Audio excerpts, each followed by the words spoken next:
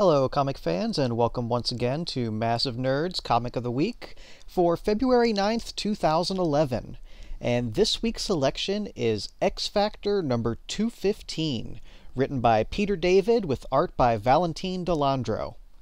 Now, the great thing about this issue is that these days it's so rare to see a single issue story. Pretty much everything is broken up into 6-issue chunks, perfect for publishing as a trade paperback. Now, Peter David's an old-school writer. He knows how to tell compact stories, and that's what he's been doing here on X Factor over the last several years.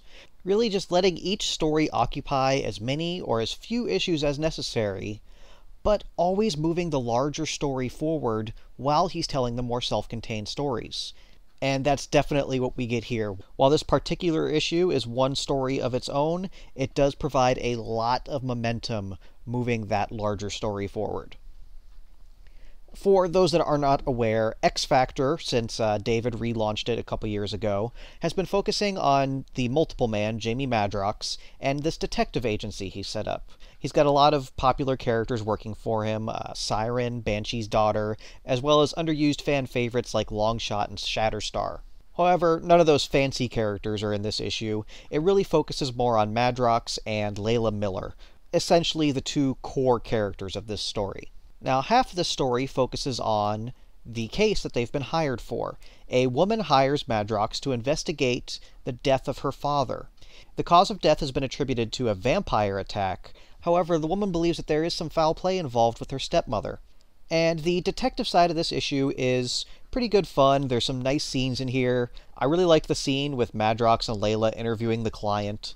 Jamie is really just cut and dry, sticking to the facts, whereas Layla is the more compassionate one, which is something we haven't seen from that character previously, and it's just a fun dynamic with all the characters involved. Later on, we see some very interesting use of Madrox's duplicates. He's using them more proactively in this story, which isn't something we've seen much of recently, so that's a very welcome sight to see that the great detective is at least planning a bit ahead here.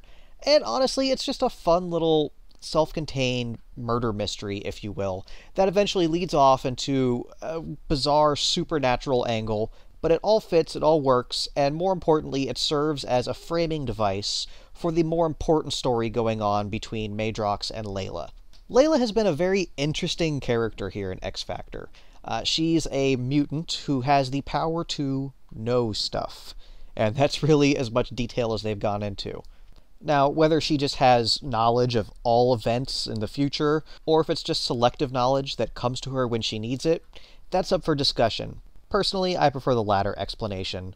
For example, earlier, it showed that Layla had partnered up with Dr. Doom, but she wouldn't reveal why. We get into some of that in this issue. I like to think of it as she knew she needed to learn from Dr. Doom, but she didn't know why she needed to know that stuff until later. Honestly, it doesn't really matter that much. Just know that she knows stuff that other people don't. And that's pretty much the draw to her character, that she's withholding the information from everyone else. And that really comes to a head in this issue, where Jamie is tired of playing games with her. And he really confronts her on it, and she opens up a bit, revealing that all of this knowledge she has is kind of a cage for her. It takes away her free will. She already knows what's going to happen, what has to happen, so why fight it? She just goes along with the flow and let things happen as they may. She doesn't want to share that burden with the others because she wants them to have their free will, and if anybody has free will, it's Jamie Madrox, the multiple man, whose dupes have started coming up with personalities of their own, or at least have started extracting elements of Jamie's personality when they separate from him. We see a very entertaining scene when one of the dupes comes back, and I guess he's an aspect of Jamie's romantic side, and he proposes to Layla. Now, whether or not Layla saw this coming, I would assume she did. She instantly accepts the proposal, and it's a fun little running joke throughout the rest of the issue, Layla treating him like they are in some sort of relationship. And honestly, that is an entirely too complicated scenario to get into right now, because at one point not that long ago, Layla was a 10-year-old girl, and that's definitely some weirdness there with Jamie. He kind of maybe might like her, but he's really having trouble coming to terms with it himself. And ultimately, it all comes down to a very interesting interaction between these two characters. You have Layla, who knows everything but is bound by that knowledge. And on the other hand, you have Madrox, who is always looking for the truth. I mean, he's a detective, that's what he does. And he has probably more freedom than anybody else with all of his duplicates.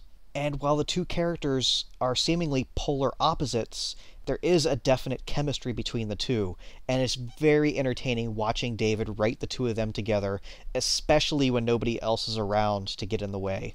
This issue was a fun single issue on its own, while at the same time giving some much needed character development to the two central characters in the story, after the last few issues have really focused on some of the supporting cast members. If you haven't been reading X Factor, I highly, highly recommend it. It's one of my favorite comics every month. Peter David has managed to take these characters and make them engaging every single issue.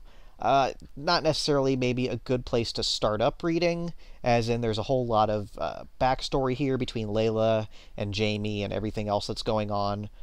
Still highly recommend this issue in particular. Is probably one of the best that David's written in the last several months. Not that the others have been bad, just that this one has definitely been the best X Factor comic recently, and absolutely the best comic I read this week.